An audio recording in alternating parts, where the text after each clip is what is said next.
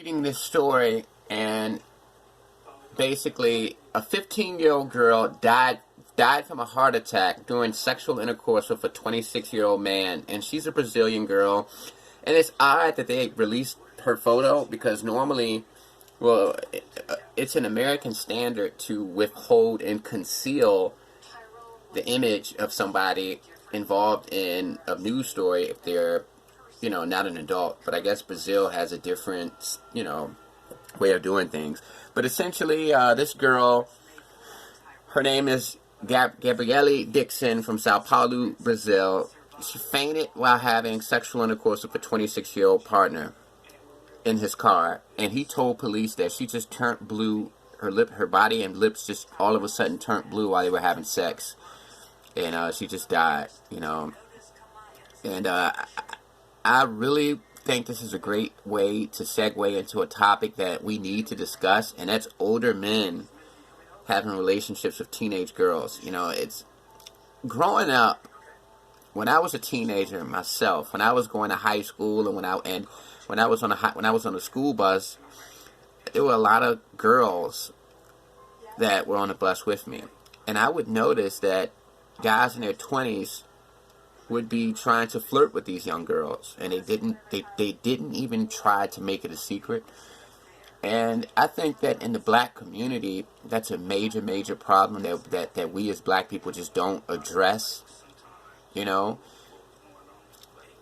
a certain point in time in the 90s, guys who were running around in the 90s who were in their 20s back then told me that it was actually very normal for guys in their mid-20s, late 20s, even early 30s to go to high schools, to ride around in high school parking lots to fish for girls, to try to go find young girls.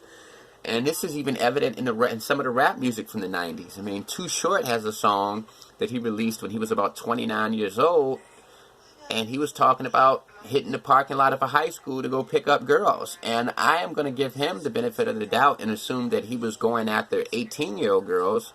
But, hey, I mean, who knows? I mean, let's be real. The age of consent in a lot of states is 16.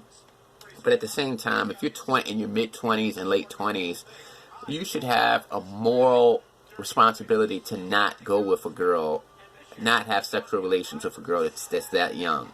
And to think that in the 90s, it was very commonplace for older men in their mid-20s, late 20s, early 30s to actually go to high schools to find young girls. I mean, it indicates a level of predator behavior that's very, very terrible, I mean, and even nowadays it's a common thing for older men to pick up young girls. I mean, it happens a lot in every community. I mean, it happens a lot in the white community as well. It's very common for older guys to get into these relationships with these younger girls as well in their community. But no matter what community it happens in, it's definitely a terrible thing, And I think it's even more terrible that people out here actually know people who are older, in their 30s, late 20s, who are having relations with young girls that are teenagers. And I think that it's something that we as a people shield. It's something that we as a people don't want to realize. It's something that we as a people just don't want to face. I don't think a lot of people want to face the fact that a male in our family is potentially a pedophile.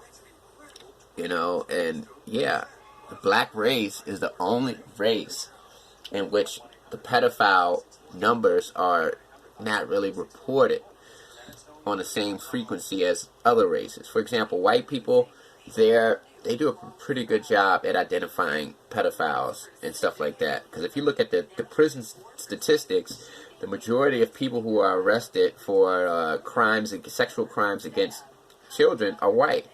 Very, very few are black. And that means that law enforcement is prosecuting very few black people for pedophilia. And that's because the black community isn't really doing their job to identify these people. A lot of times a household will know that an uncle, or older brother, an older cousin is doing pedophilia, is engaging in pedophilia, but they just don't want it to be revealed because they don't want their family to be embarrassed. Even if you go to the sex offender registry in your town, you're going to see a disproportionate number of whites. It's going to be more white people and very few black. So I think that we need to, take a stand against this. Peace.